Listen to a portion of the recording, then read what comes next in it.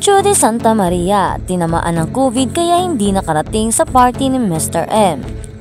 Kung bago ka lang sa channel na ito, huwag kalimutang mag-like, share, comment, and subscribe. At huwag kalimutang pindutin ang notification bell icon para maging updated ka sa bawat upload nating video. May balidong rason pala si Judy Santa Maria kaya hindi nakadalo sa Night of 100 Stars tribute para kay Johnny Manahan, nakilala bilang si Mr. M. Hindi raw totoo na binawi ang imbitasyon kay Judy dahil mas pinaboran di umano si Claudine Barreto sa event. Tinamaan daw ng COVID-19 si Judy. Nasulat namin dito sa bandera ang report ni Ogie Diaz sa Showbiz Update Vlog nila ni Mama Loy at Ate Marina na binawi ng organizer ang imbitasyon kay Judy dahil naroon si Claudine para iwas gulo na lang daw.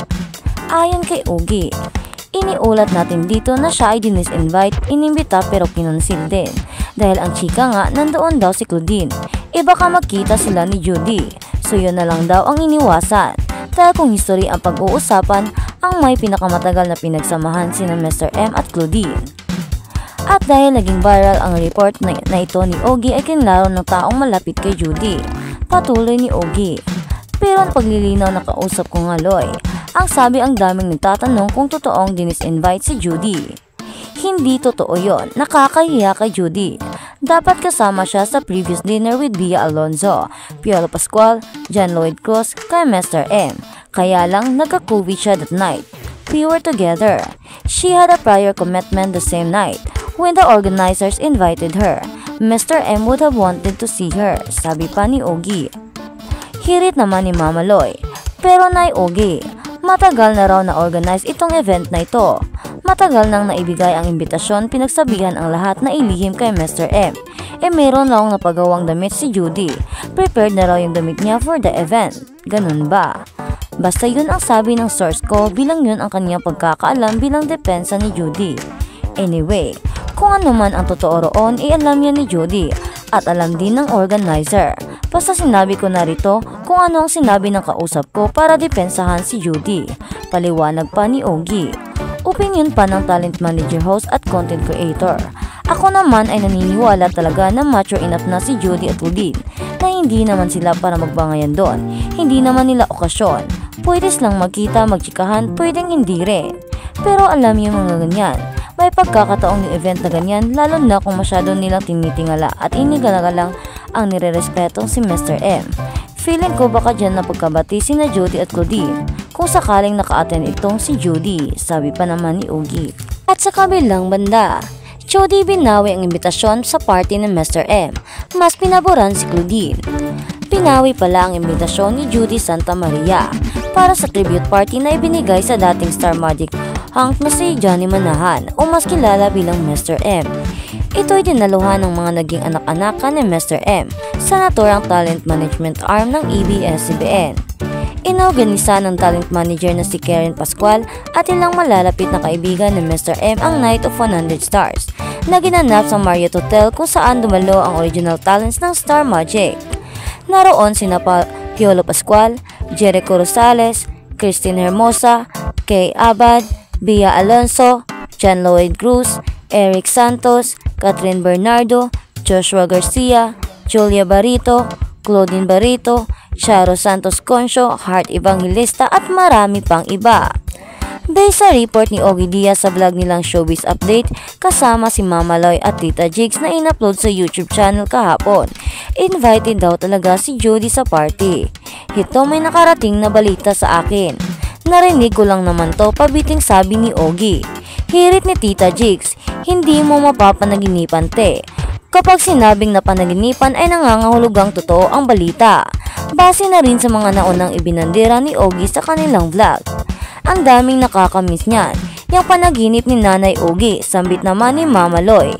Nabalitaan ko lang naman na invited pala ito si Judy Santa Maria. Saad pa ni Ogie.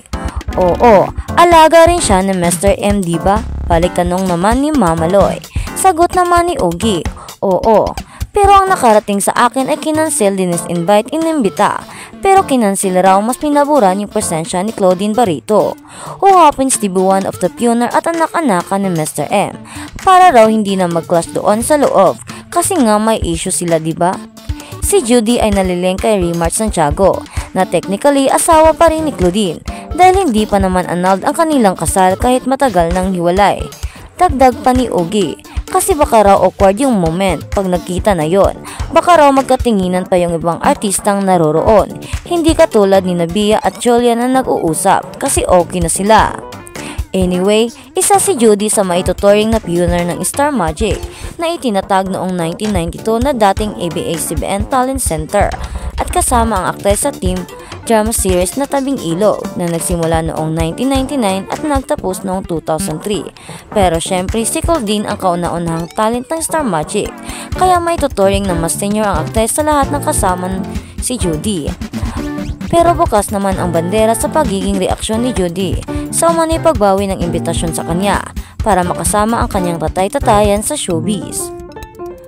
At sa kabilang balita naman, Claudine pak na pak ang ganda at freshness. Hirit ng netizens ritokada.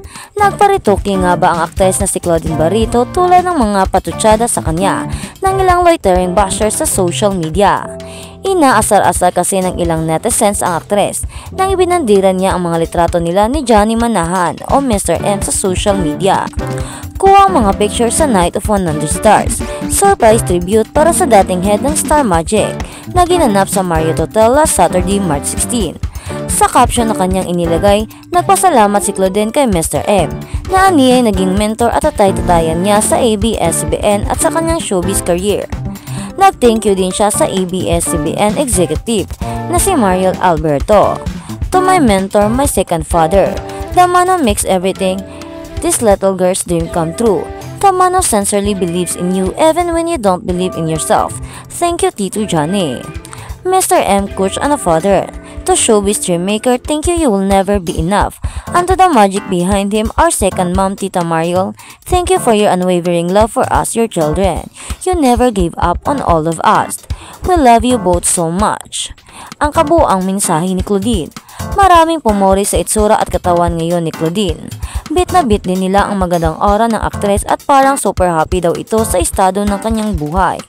Ngunit may ilan ngang nambasag sa aktres. Ang isa'y umagri na nag-return of the comeback nga ang ganda at ka-freshnessa ni Claudine. Pero dahil daw ito sa kanyang pagpaparitoke o cosmetic surgery. Gumanda na ulit siya after how many thanks doctor. But glad she managed to get back her face again. Ang nakakalokang komento ng haters sa aktres. Hindi ito pinalampas ni Claudine at talagang sinagot niya ang netizens. Ipinamukha niya sa netizens na hindi pa siya nagparitoke o sumailalim sa cosmetic surgery. Pero umamin ang actress na may pinagawa siyang ilang facial treatment at procedure sa katawan, pero wala sa kanyang face. Say pa ni Claudine, I have never done any work on my face po. My body yes, but proud to see at 44 na po ako, nagpa-botox or surgery, except massage thermage, Olitera, Hypho at Excellus po.